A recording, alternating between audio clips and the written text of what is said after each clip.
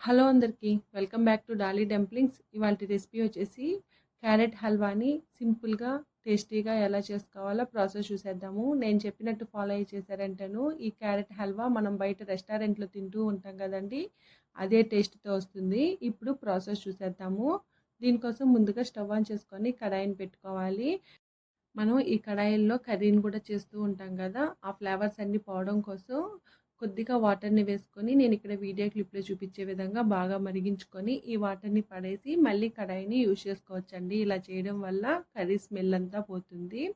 ఇప్పుడు ఇందులో 2 టేబుల్ స్పూన్ల వరకు నెయ్యి వేసుకోవాలి. నెయ్యి వేడైన తర్వాత నేను ఇక్కడ ముందుగానే క్యారెట్ని తురిమి తీసుకున్నానండి. నేను 1/2 కేజీ క్యారెట్ని తురిమి తీసుకున్నాను. ఇది ఒక బౌల్ నిండా వచ్చింది. ఇప్పుడు మంటని మీడియం టు లో ఫ్లేమ్లోకి అడ్జస్ట్ చేసుకుంటూ ఈ క్యారెట్ని ఒక 5 నిమిషాల పాటు మధ్యలో కలుపుతూ వేయించుకోవాలి. ఇలా వేయించుకోవడం వల్ల క్యారెట్లో నుంచి పచ్చివాసన పోతుందండి. మీరు సరిగా వేపకపోతే క్యారెట్ అనేది పచ్చివాసన వచ్చి హల్వా టేస్ట్ అంతా చేంజ్ అయిపోతుంది. ఇది వేగేలోగా ఒక అరకప్పు పాలను తీసుకోవాలి. కాచి చల్లార్చిన పాలను తీసుకున్నానండి. అలాగే ఇందులో 3-4 టేబుల్ స్పూన్లు మిల్క్ పౌడర్ని యాడ్ చేసుకొని ఈ మిల్క్ పౌడర్ ఈ పాలల్లో కలిసేలాగా బాగా మిక్స్ చేసుకోవాలి. చూడండి, ఇక్కడ వీడియో క్లిప్లో చూపించే విధంగా కలుపుకోవాలి. నేను ఇక్కడ చిక్కటి పాలను తీసుకున్నానండి. అలాగే మేగడతో తీసుకున్నాను. మిల్క్ పౌడర్ వేయడం వల్ల టేస్ట్ అయితే చాలా బాగుంటుంది. ఇప్పుడు దీన్ని పక్కకు పెట్టేసుకొని క్యారెట్ని ఫ్రై చేసుకోవాలండి. క్యారెట్ని మధ్యలో కలుపుతూ వేయించుకోవాలి, లేదంటే అడుగున ఉన్న క్యారెట్ మాడిపోయే ఛాన్సెస్ ఉంటుంది. చూడండి, ఒక 5 నిమిషాలకి క్యారెట్ బాగా పొడి పొడిగా అయిపోతుంది. క్యారెట్లో నుండి వాటర్ అంతా ఎవాపరేట్ అయిపోయి ఇప్పుడు ఇందులో మనం ముందుగా మిల్క్ పౌడర్ మిక్స్ చేసి పెట్టుకున్నాం కదా, ఆ పాలుని యాడ్ చేసుకొని మంటని మీడియం ఫ్లేమ్లో ఉంచి ఈ క్యారెట్ని ఈ పాలల్లో బాగా ఉడికించుకోవాలండి. ఇలా ఒకసారి బాగా కలుపుకున్న తర్వాత మూత పెట్టుకొని మంటని మీడియం టు లో ఫ్లేమ్లోకి అడ్జస్ట్ చేసుకుంటూ ఈ క్యారెట్ని ఉడికించుకోవాలి. ఇప్పుడు ఒక 5 నిమిషాల తర్వాత మూత తీసి ఒకసారి బాగా మిక్స్ చేసుకోవాలి. చూడండి, పాలు కూడా కాస్త ఇంకినాయి కదా, మరి కాస్త పాలు ఇంకిపోయే వరకు కలుపుకోవాలి.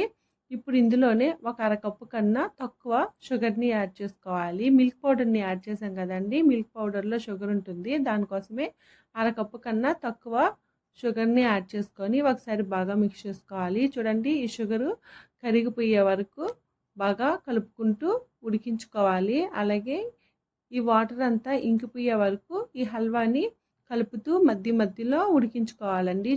మనం ఇందులో పాలు వేసాం కదండి, సైడ్స్ని పట్టేస్తూ ఉంటుంది. దాన్ని కూడా తీసుకుంటూ కలుపుకుంటూ ఇది బాగా దగ్గర అయ్యే వరకు ఉడికించుకోవాలి. అలాగే మంచి ఫ్లేవర్ కోసం ఒక టేబుల్ స్పూను ఇలాచీ పౌడర్ని యాడ్ చేసుకొని ఒకసారి బాగా మిక్స్ చేసుకోవాలి.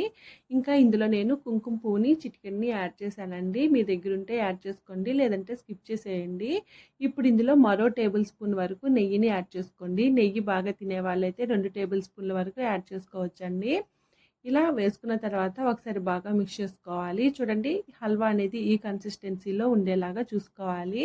అలాగే ఇందులో సన్నగా తరిగి పెట్టుకున్న డ్రై ఫ్రూట్స్ని యాడ్ చేసుకోవాలి. మీకు నచ్చిన డ్రై ఫ్రూట్స్ని యాడ్ చేసుకోండి. నేనైతే జీడిపప్పుని యాడ్ చేశాను. అలాగే పిస్తా బాదం పప్పును కూడా యాడ్ చేశానండి. అంతేనండి, స్టవ్ ఆఫ్ చేసేసుకొని దీన్ని సర్వింగ్ బౌల్లోకి తీసుకోవడమే.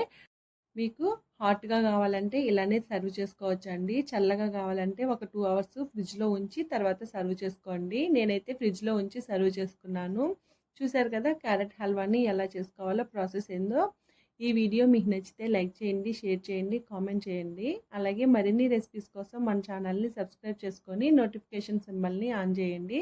Thank you for watching.